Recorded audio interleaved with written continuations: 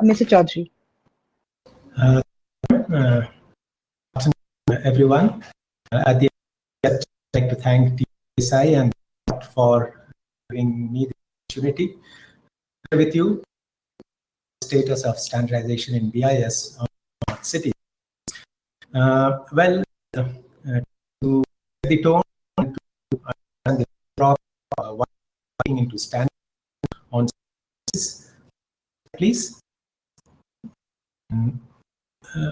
As was mentioned, next slide, please. As mentioned in his that we're going into randomization and the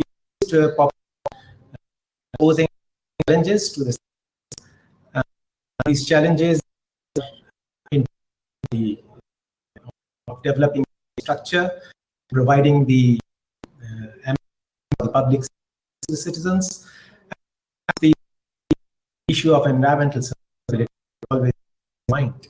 And so we are looking at ways to address where we are able to the quality of citizens, and we are addressing them with certain smart solutions. So in these concepts started. I have the next slide. Yeah.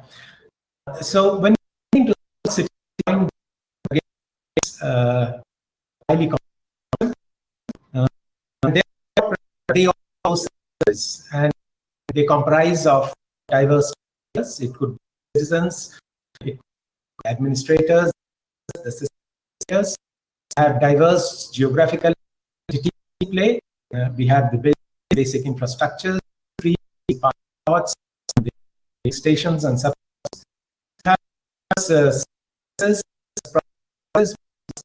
and the citizen communities. It could be supply, sanitation, waste management, transportation, health management, energy, and so on. So in all these, the smarts being made through the diverse ICT technologies, the data system, the software system, networking, and so on. Smart cities can affect the technology, structure, the public policy, and engagement to create an environment that fosters the growth in the sustainability of cities. If you look at the smart cities across the world, these systems and services are functioning as sort of isolated vertical systems. For instance, we have electricity, the sanitation, the water supply, transportation, and other amenities, where we have the diverse technologies in the market capable of developing smart solutions in play in these cities.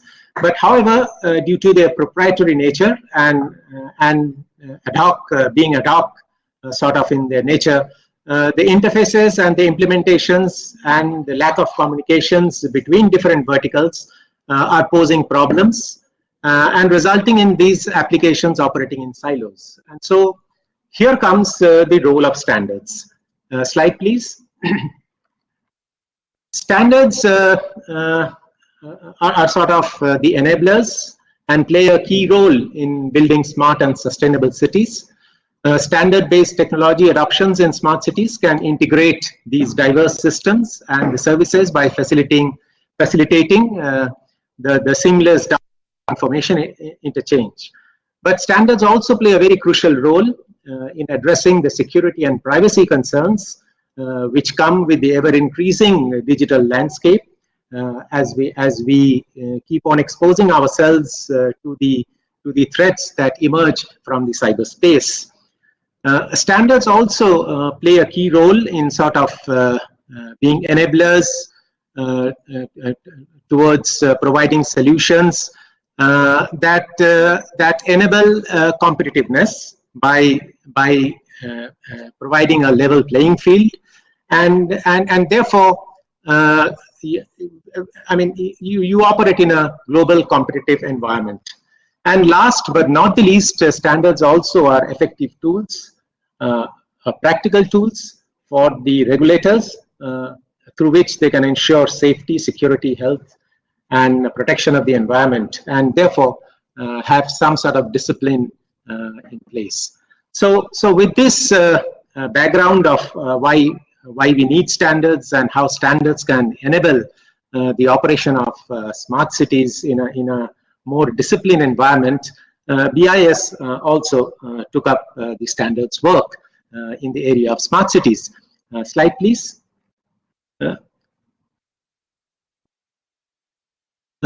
Next slide, yeah.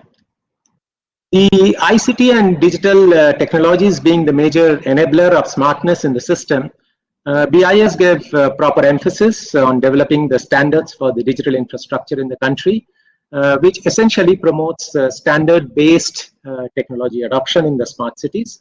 And this was undertaken in the Technical Committee on Smart Infrastructure, which is LITD 28. And BIS developed a comprehensive set of standards for ensuring a unified, secure, and sustainable digital infrastructure in our smart cities.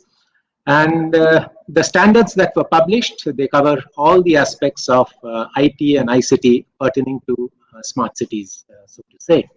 Slide, please. Amongst these standards, what we have is a master document, the IS 18000, which is on Unified Digital Infrastructure, ICT Reference Infrastructure Architecture. This is followed by a comprehensive set of other standards, which cover data and associated technologies, GIS, IoT technologies, communication protocols, e-governance systems, and data models and taxonomy standards. These are basically a set of high-level framework for the complex system of systems to operate, which in turn will sort of nudge the evolution towards smart cities. And if we look at the various aspects that these standards cover in general are the core principles to be adhered to while developing the systems. Then we have the key characteristics, capabilities, and properties of the systems that are addressed, and certain architectural frameworks such as the conceptual models, the reference models, the reference architecture that comprise information reference models, and the technology reference models and functional reference models. Well, in the development of these standards, extensive consultation and exchanges with important stakeholders happened, be it the smart city missions, the master system integrators, the vendors, and of course, the nodal ministry, Ministry of Housing and Urban Affairs. And while developing the standards, I think a conscious effort was made so as to ensure that the standards are harmonized with the global standards.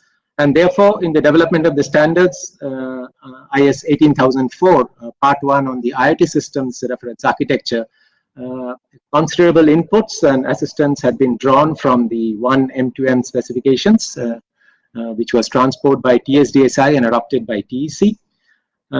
The global service architecture in IS 18004 Part 1 again adopted from 1 M2M specifications, and the functional architecture has been adapted from the ITU specifications, ITU TY 3056.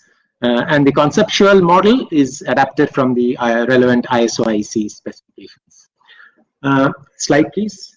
So this was as far as the ICT standardization was concerned.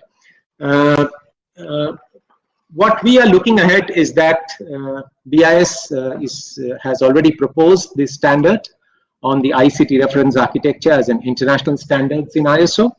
And the process of adopting this international standard has already been initiated. So we are trying to have this national standard converted into an international document. Apart from the ICT standardization on smart cities, there are other areas of smart cities in which BIS is working. Just for your information and knowledge, slides please. On the infrastructure aspect, slide.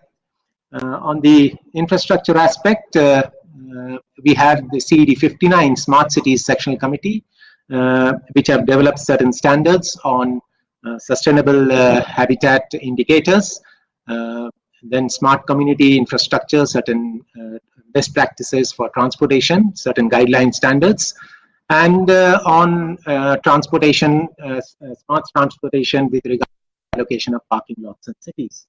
Going ahead, slide please.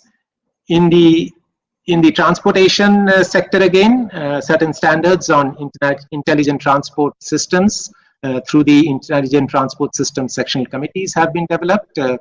These cover the system architecture, the privacy aspects in standards and system. We have electronic fee collection standards, then RFID standards, and of course certain communication standards which are also in place. Apart from this, slide please, we also have the standards on e-mobility which are happening in the relevant committees in the electrotechnical division. So all in all, we have a huge program ahead, and the key to this area of standardization is ensuring the synergy and the harmonization amongst the various players that are involved and amongst the various standards that are happening, both at the national level as well as at the international level, and the coordination that we can effectively achieve in carrying out these activities. So that is all that I had to share with you. Thank you. Thank you very much.